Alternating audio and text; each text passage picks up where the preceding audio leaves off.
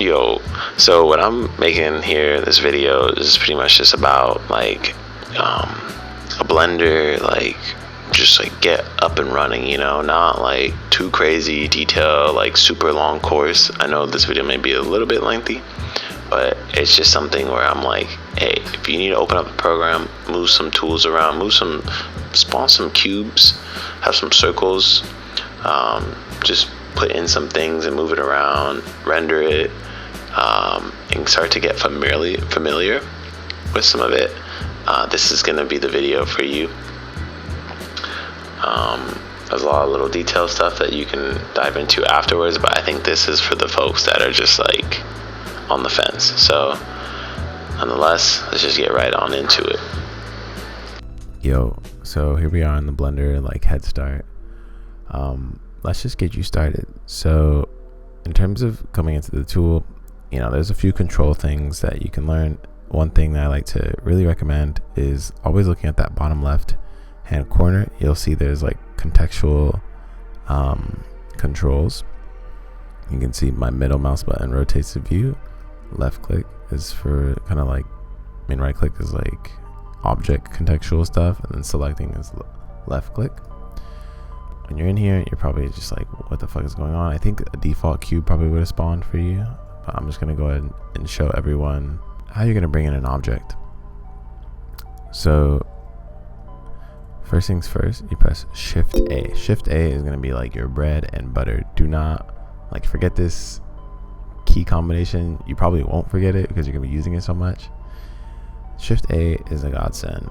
So mesh section, this mesh section is pretty much like your shapes, your objects. So we're gonna bring in a cube. Blender is trying to get access to my removable storage. This cube is what we're gonna use to learn how to move things around. And that's like another like pretty solid skill to have here in Blender. So you press G for grab, and you'll be able to just like move it around the scene, be like, okay, that's done. Now you're probably wondering like, how the fuck do you like compose these things in an organized way? My trick is I just lock it down on these axes. So after you press G, if you look at that contextual menu, you'll see a lot of things I can do here. If you press X, it locks it on the X axis, so you're going back and forth this way. You press Y, locks it on the Y axis, and let's say you go far and you want to cancel that, just press escape. It'll take you right back to where you were. Press Z, Z axis. So that's grabbing it. Now the scale tool is another pretty important tool. I'm not going to go into too much detail, but just enough to get you up and running. So what I'm going to do is make a little floor here. So I'm going to press S and Z. So the scale is S, and then we just locked it on the Z axis. This like lock kind of feature works with rotations, scaling, and moving. So what we're going to do is press S. You should try it too. Also, like just press some buttons, you know. Press S and Z. I'm going to drag it. Now, if you hold down Shift, no matter what you're doing, it will slowly move it, and it's called like the precision mode. So I'm just going to make it kind of small, and then I'm just going to go ahead and scale it on the X axis. If you hold Control, this is where you get I forget the exact name for it, but it's pretty much like now it's moving in increments like of 10 or something like that. So I press S Y now to move it in increments. I'm just gonna make that floor, and then move around with the middle mouse button. Okay, so we got basic movement and scaling. We're gonna bring in another object. Now I'm gonna show you kind of how to bring in a camera, because this is where like I think just setting up the composition can be a bit like daunting. So I'm just gonna bring that in with my G, and I'm holding down Shift. Now, the way I like to bring in a camera, and now you're gonna learn the other little trick I do a lot, is you hold down tilde on your keyboard, and you'll get all these like kind of view options. So you view from the top, hold down tilde, view from the back. Those numbers you see are a num key. I don't have a number key. So let's go view from the front. So when you view from the front or left or right, now if we press Shift A, when we bring in a camera, you'll see this camera is pretty much gonna be focused from the front side. We can do the same just to show you what I'm talking about. Let's do the right side now. Bring in another camera. I'm gonna zoom out. See, that camera's on the right side now. Next hot tip, deleting. X. Just remember that, X to delete. Select and press X. So we have our camera. Hold down tilde, view camera. Now we're in our camera. And we're gonna pretty much do the same moving that we just did for our shape with our camera. So you press G. And I like to lock it on my Z axis real quick to bring it in. And there we go. We can go ahead and like do some fun stuff. Just rotate the cube. We have a little bit of a composition here. So now you have some of the basic key combinations, some of the basic moving abilities, you know, bringing things in. Now you're like, okay, let's get some light here. Let's get some things looking good. So I'm gonna bring you over here to the render properties tab. Now Blender has a few engines: Eevee, Workbench, and Cycles. Eevee is, if you see a lot of folks that make those like PS2 like renders, they're probably using Eevee. Eevee's a lot less resource intensive on your computer. So I'm gonna go ahead and hold down Z and just open up rendered mode, and you're gonna kind of see, maybe I spoke too soon about being resource intensive. So you'll see we kind of have something in the view, and I'm going to show you guys how to make it a little bit prettier, but I'm going to switch to cycles just because I'm a bit of a cycles guy now. In device, I like to switch mine to GPU. I'm not going to go too into detail and all this like samples and all this shit, just because I'm not a pro at this kind of stuff. Cool. So now we're here in this rendered kind of vibe, and we're gonna cover materials and lighting now, just really quickly. So I'm gonna go and see the render mode. So now you can kind of see there's a bit more like shadow and stuff. And you're probably like, dude, what is this gray going on here? This kind of like gray background is affected by the world settings. So you're gonna click this red world button, and you'll see we have a color option. You can pick whatever color you want, but I like to just crank the strength down to 0. And keep in mind, like, you can watch this video many times and you're gonna see some tricks here. The next thing that I think is really nice to do in Blender is to split the views. So the way I do is I right click the edge, get my vertical split, and then I hold Control down to get that snapping, and boom, I just snap it in half. So now I can see my render here, and then mess around with this in here. Sometimes you really don't want to be like fussing with the camera too much, and I zoom in holding Command and mouse wheel, and you know, at the start of the video I mentioned there's a shortcut key that you're going to be using a lot, Shift A. Let's bring in a light. Let's use just an area light for this. We're not going to get too detailed on lighting. So now you see we have an area light, and you move it the same way you move everything else, like I was saying. G, Y, X, you're just moving it around. So what I'll do is just show you like a basic kind of setup. I'll move it on the X axis, then I'll hit rotate, and then lock it on the Y axis, and just have it kind of point towards the cube. And then my other favorite shortcut is Shift D, duplicating. This is like copying and pasting, but you're just going to be pressing Shift D. And you can copy and paste too if you wanted to. I'm going to rotate this one. Just hold and just R and Y to lock it on that Y axis. G and X to move it again. And now I kind of have this cube but I'm gonna just move this a little bit this way, then rotate it on the Z axis. Then, so now we have like a little simple setup here. We got the cube and the 2 lights. You're probably like, I need to juice up these lights. This data properties, so pretty much just green icon with a light bulb. This will change depending on what you're selecting. You see the camera changes. Let's crank up this one to maybe like 80. And we can change the color to like this blue. Go here. You can change the color to like this purple or something. Whatever color you guys want. It doesn't really matter. What matters is that you're just, you know, trying things and you're learning things and you're coming in here with an open mind. So now you can kind of see we got some stuff going on. So here's where we start to rub our hands like Burn Man. And things about to get really cool.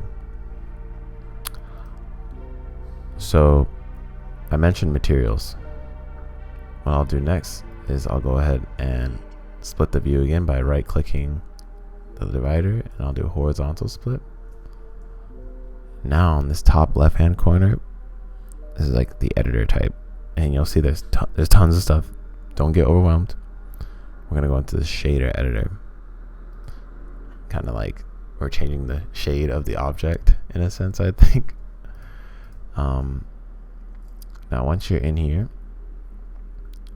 click like highlight the object you want, click new, and we are with our tried and true principle BSDF.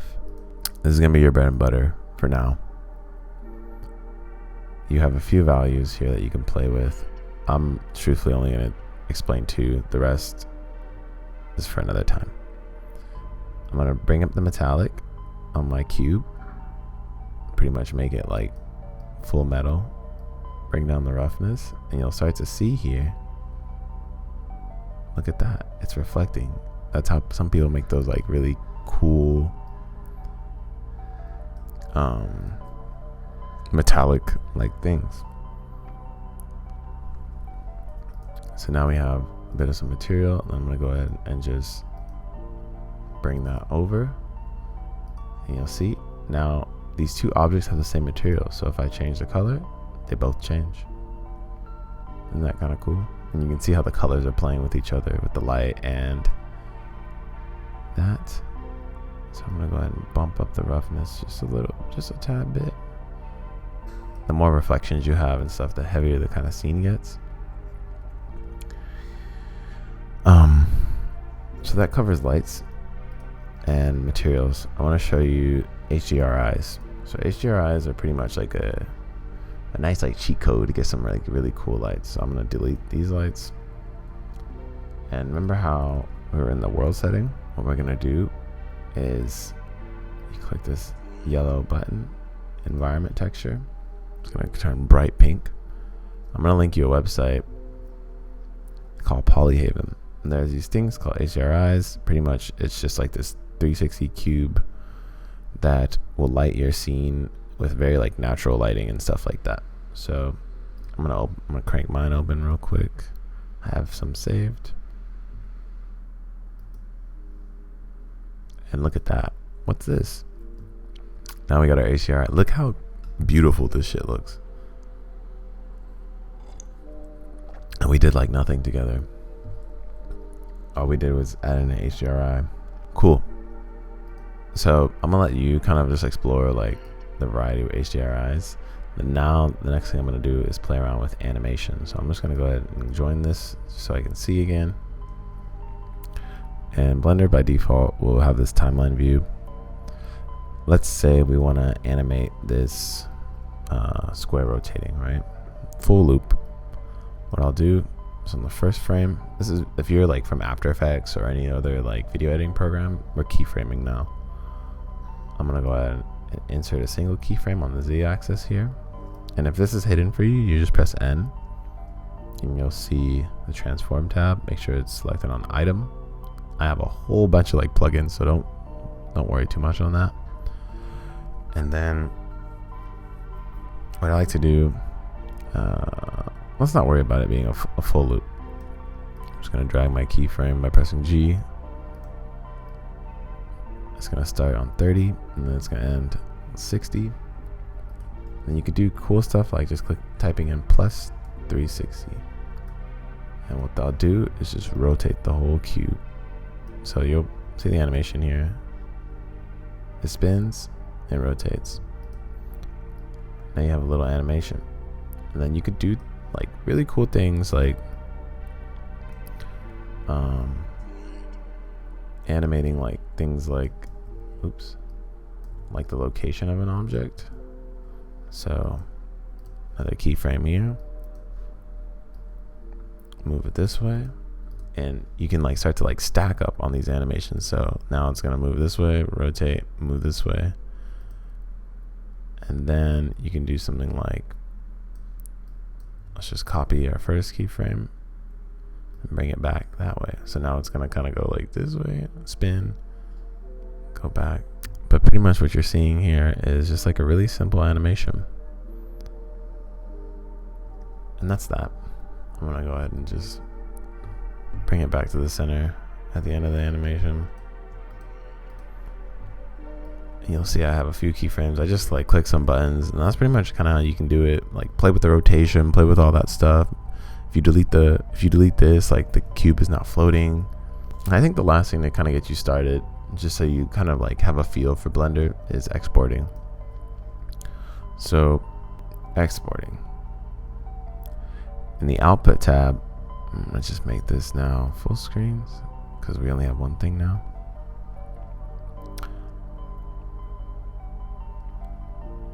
In the output tab, you have your resolutions.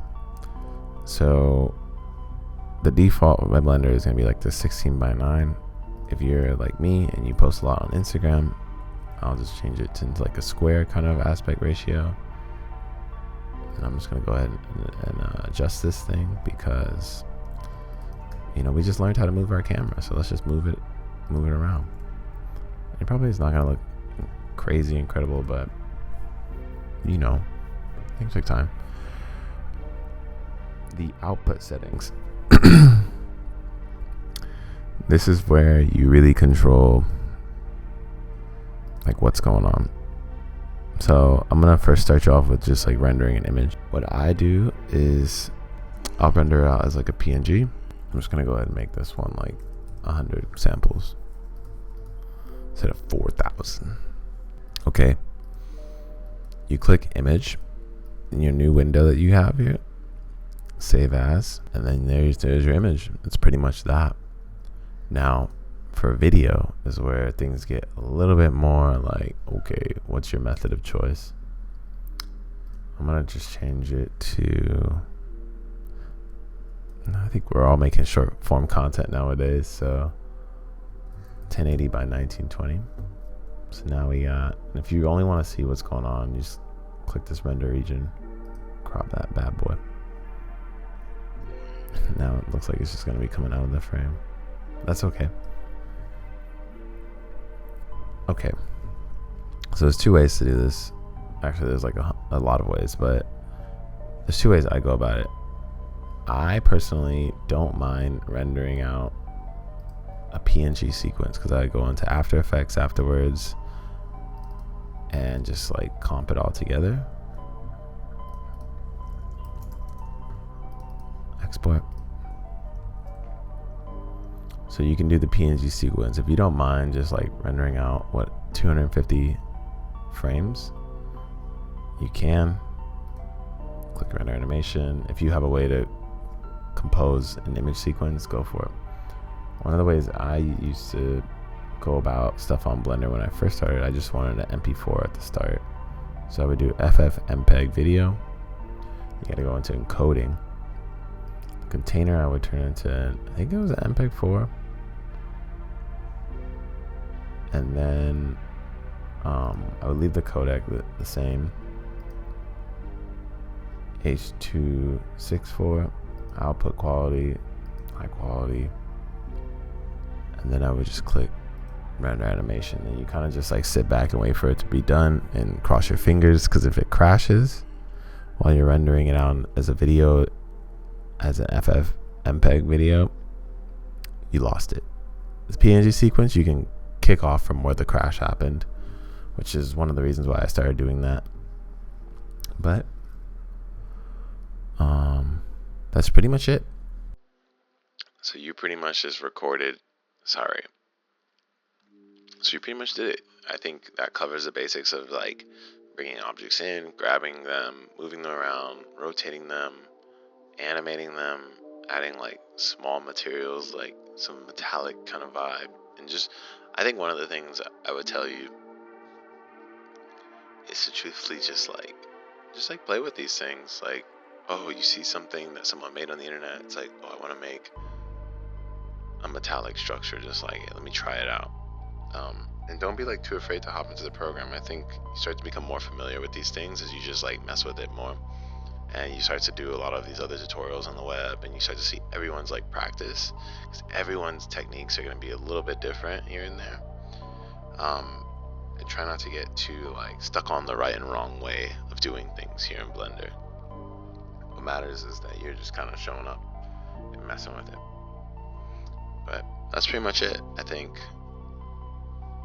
you should be able to just like tap into the app, and if you get stuck, just Google something, go on YouTube, use ChatGPT, but keep it simple. But anyways, thanks for being here. I hope you find this useful. I will be around on YouTube. Hit me up on Instagram. I'll be here.